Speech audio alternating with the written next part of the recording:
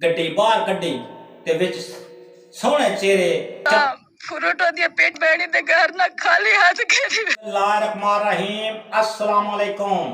अनसर डबलिया साहब की खिदमत में हाजिर है। मेरे दोस्तों शराफत अली बहुत वड्डे सिंगर सन, पाकिस्तान दे बहुत वड्डे सिंगर सन, मियां अली दे रहने वाले सन। मेरे दोस्तों पिछे जा उन्हां दा एक्सीडेंट हो गया एक नहर दे विच। दोस्तों उन्हां दा तुसी देखिया है वीडियो, तुसी देखी होणगियां, काफ़ी वीडियो देखी होणगियां, नाल क्लिप भी तुसी देख रहे हो कि उन्हां दा एक्सीडेंट किस तरह होया। मेरे दोस्तों ओ इस वीडियो दे विच तुहां थोड़ा जिहा बयान कर दिन्ने आ कि मेरे दोस्तों रात दा टाइम आए, तकरीबन कोई 2 दा टाइम आए ते उन्हां दे रस्ते दे विच एक नहर आ गई। नहर दा थोड़ा जिहा मेरे दोस्तों एक मोड़ आई, गड्डी स्पीड चो आई ते गड्डी उस नहर दे विच सीधी बन के डिगी।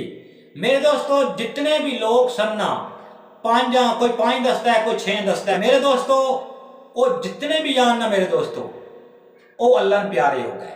मेरे दोस्तों मैं सिर्फ गल करन दा मतलब ये है कि जिस घर चो 5 या 6 अफराद जिस घर दे इस दुनिया तो गुजर जान अचानक, ना बीमार होन, ना कोई दुश्मनी होवे, ना किसी नाल झगड़ा होवे, अचानक आउंदे पे होन रस्ते दे विच उन्हां नाल वाकियात होवे ते सवेरे मेरे दोस्तों उस घर दे विच जनाजे निकलन ते मेरे दोस्तों एक करबला है। मेरे दोस्तों करबला दा मंजर है।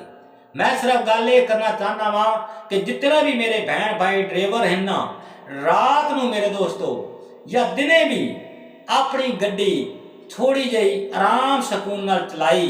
जिंदगी तो वो है जिहड़ी रब ने तैनूं दित्ती हुई है।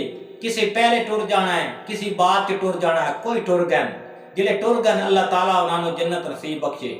तो शराफत अली बहुत नाइस बंदे सन, बहुत शरीफ सन, बिल्कुल ना सिगरेट पींदे सन ना शराब पींदे सन, मियां अली दी सन। पहला गाना मेरे दोस्तों जिहड़े ना गुनगुनाया आई लाला अताउल्ला खान ने सुनिया आई, मुसलसल बेकली दिल। उस तो बाद फिर ना रिकॉर्डिंग उन्हां दी कराई।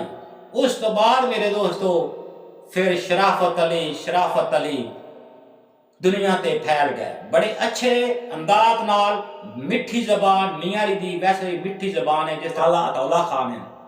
मेरे दोस्तों गल करना ये कि मैं पहले भी एक वीडियो बना चुका वहां कि फनकार उतनी देर ही है हो जितनी देर उत्ते गाने सुनते हो या उहदियां फिल्मां देखते हो, उतनी देर ही हो फनकार है।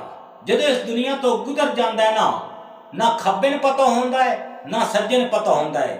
तो ये मेरे दोस्तों उस घर का चिराग आई जिहड़ा चिराग मेरे दोस्तों अंजे बगैर वजह दे बुझ गया। 2 छोटे छोटे बेटे हैं उन्होंने दे, ठीक है। तो मेरे दोस्तों सिर्फ दर्द भी उस इंसान नूं होंदा है जिस ते गुजर रही होगी, क्योंकि गल्लां मेरे कोल बड़ियां होंदियां मेरे दोस्तों इस तरह दियां, लेकिन बस वीडियो लंबी हो जाती तुसीं देखते नहीं है। उहदी गड्डी जिहड़ी आई ना मेरे दोस्तों वो जनाब एक प्राइवेट ट्रेन लैके किसी उत्थे मदद की उस इलाके का जिहड़ा कोई बंदा आई ते उन्हें जनाब वो गड्डी बाहर कड्डी ते विच सोहने चेहरे चांद दे टुकड़े अल्लाह प्यारे हो गए। मेरे दोस्तों मैं इस कहता ना गड्डियां आउंदियां जांदियां रहिंदियां, मोबाइल आउंदे जांदे रहिंदे, जिंदगी गुजर जाए या इज्जत गुजर जाए ना मेरे दोस्तों फिर वापस कभी नहीं आए, ये याद रखें। ए पिछे पिक्चर तुसीं देख रहे हो ना, मेरे बुजुर्ग हैं, मेरे वालिद साहब हैं, इस दुनिया तो वफात पा गए, इन्हें वापस को नहीं आना, लेकिन यादा उन्होंने दिल से जरूर रखी मैं, ये याद रखिए, यादा ना भूलिया। टोरा सा भी जाना एक दिन, यादा जरूर रखिया।